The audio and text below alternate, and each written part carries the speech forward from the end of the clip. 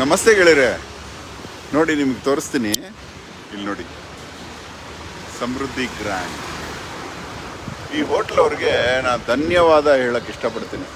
Hotel business ಆಗಲಿ, ಬರೋ vehicles ನಿಲ್ಲಿ ಅಂತ ಇದ್ದಬದ್ದ ಮರಗಳಿಗೆ ಲೈಟ್ಗಳು ಸುತ್ತಕೊಂಡು ಜನನ ಅಟ್ರಾಕ್ಟ್ ಮಾಡಿಕೊಂಡು ಪಾತಿಗೆ ಕಾಂಕ್ರೀಟ್ ಹಾಕಿ ಇರೋ ಈ ಕಾಲದಲ್ಲಿ ಎಷ್ಟು ಚೆನ್ನಾಗಿ ಇವರು ಪಾತಿಗೆ ಜಾಗ ಬಿಟ್ಟಿದ್ದಾರೆ. ಒಂದಡಿ ಬಿಡಿ ಅಂತ ನಾನು ಹೇಳಿದಷ್ಟೇ, ಪಾಪ ಇವ್ರು ಮೂರು ಅಡಿ ಬಿಟ್ಟಿದ್ದಾರೆ. ಇವ್ರು ಯಾರು ಅಂತ ನನಗೆ ಗೊತ್ತಿಲ್ಲ, ನಾನು ಯಾರು ಅಂತ ಇವ್ರಿಗೆ ಗೊತ್ತಿಲ್ಲ. ಇದು ಆಲ್ಮೋಸ್ಟ್ ಸತ್ತು ಹೋಗ್ತಿದ್ದ ಮರ. ಇದು ಹೆತ್ತ ತಾಯಿ ಮರ, ಇದು ಹೊಂಗೆ ಮರ.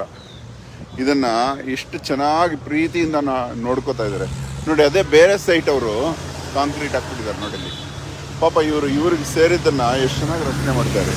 ಆ ಕಡೆ ಒಂದಿದೆ ನೋಡಿ, ಆ ಕಡೆ ಒಂದಿದೆ ನೋಡಿ. ಇದನ್ನ ನಿಜವಾಗ್ಲೂ ನಾವು ಯಾರಾದರೂ ತಪ್ಪು ಮಾಡಿದ್ರೆ ತೆಗಳೋದೊಂದಲ್ಲ, ಈ ಒಳ್ಳೇದನ್ನು ಮಾಡೋರಿಗೆ ಹೊಗಳಬೇಕು ನೋಡಿ. ಎಷ್ಟು ಚೆನ್ನಾಗಿ ಆಲ್ಮೋಸ್ಟ್ ಸತ್ತು ಹೋಗ್ತಾ ಇರೋ ಮರುಜೀವ ಕೊಡ್ತಾ ಇದ್ದಾರೆ. ಈ ಸಮೃದ್ಧಿ ಗ್ರ್ಯಾಂಡ್ ಅವ್ರಿಗೆ ಅಹೋರಾತ್ರನ ಕಡೆಯಿಂದ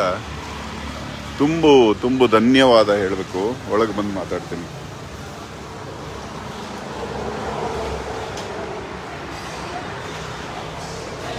ನಮಸ್ತೆ ನಮಸ್ತೆ ಅಪ್ಪಿ. ಇದು ಈ ಮರಗಳಿದೆಯಲ್ಲ, ಎಲ್ಲ ಹೋಟ್ಲಲ್ಲೂ ತಪ್ಪು ಅಂತ ಹೇಳಿ ಸಾಕಾಗಿದೆ. ನೀವು ಮಾತ್ರ ಎಷ್ಟು ಚೆನ್ನಾಗಿ ನೋಡ್ಕೊಂಡಿದ್ದೀರಿ. ಅದನ್ನು ಹೊಗಳೋಕೆ ಬಂದೆ ನಾನು. ಸತ್ತೋಗ್ತಾ ಇರೋ ಮರಗಳು ಬದುಕೋಂಗೆ ಮಾಡಿದ್ದೀರಿ ನೀವು ನೋಡಿ.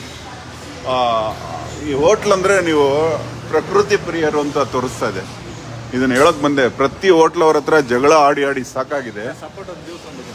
ನಿಮ್ಮ ಓನರ್ಗೆ ಕೇಳಿಲ್ಲಿ, ನಿಮ್ಮ ಓನರ್ಗೆ ನಮ್ಮ ಕಡೆಯಿಂದ ಧನ್ಯವಾದ ತಿಳಿಸಿ.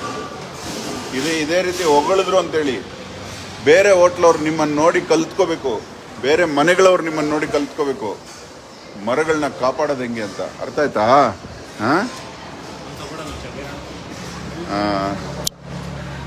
ಪಾಪ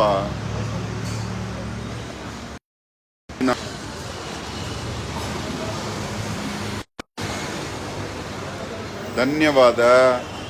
ಅಹೋರಾತ್ರ.